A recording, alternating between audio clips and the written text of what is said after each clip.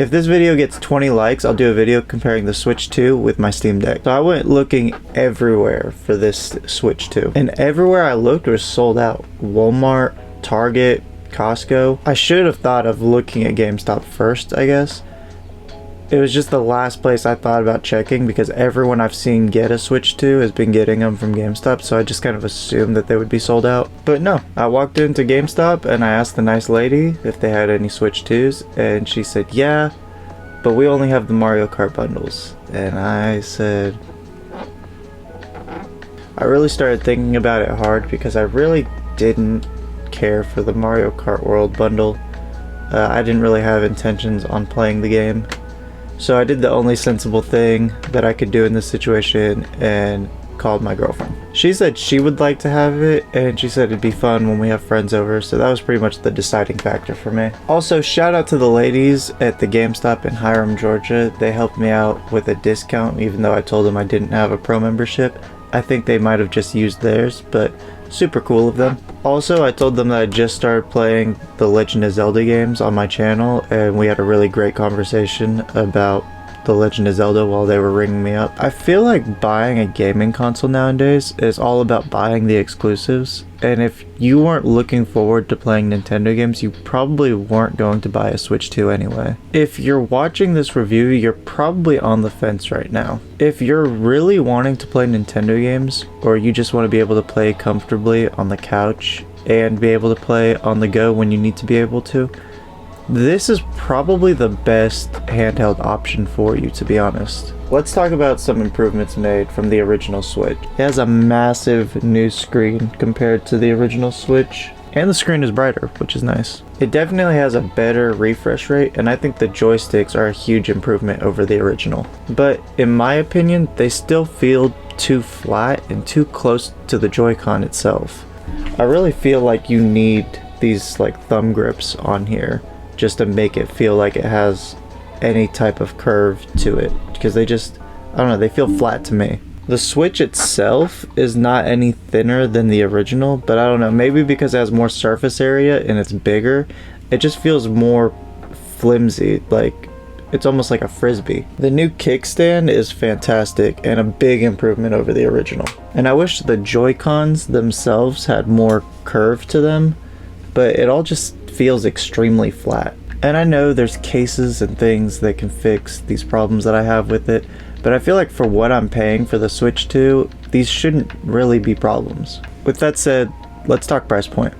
I was initially against the price point of the Switch 2, but after sitting and thinking about it, I realized the original Switch came out 8 years ago at $300, and adjusted for inflation, that's like $400 in today's money.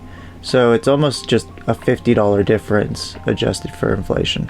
So $450 makes sense, I guess. Look, am I happy with it? No. Did I also spend about $600 on a Steam Deck less than a year ago? Yes. I think it's good for what the price point is. I just wish we got some more minor tweaks from the original Switch is all. I wish the Joy-Cons just fit better in my hands, you know? We got a bigger display, but why is it LCD and not OLED?